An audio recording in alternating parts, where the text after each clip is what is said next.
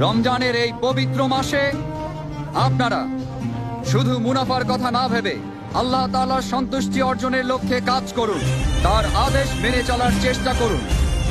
বিশেষ করে রমজানে সবাই 5 ওয়াক্ত ফরজ নামাজ সব সময় জামাতে আদায় করবেন।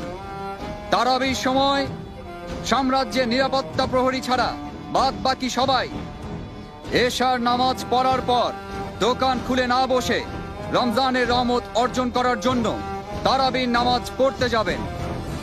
যারা নামাজ না পড়ে দোকানে এসে ব্যবসা করবে তাদের কঠোর শাস্তি দেয়া হবে। প্রত্যেক মুসলমান ব্যক্তির নামাজ ও রোজা পালন করা সবচেয়ে বড় দায়িত্ব। এই পবিত্র মাসে 5 ওয়াক্ত নামাজ জামাতে পড়ার জন্য আপনারা সবাই মসজিদে যাবেন। বায়াজিদ মসজিদের ময়দানে ইবাদত করতে আসা মহিলাদের আশেপাশে ঘোরাঘুরি করলে বা কোনো ক্ষতি করলে অথবা কোনো বেয়াদবি করলে কঠিন শাস্তি পেতে হবে। Mr. Daman MTV Mr. Daman MTV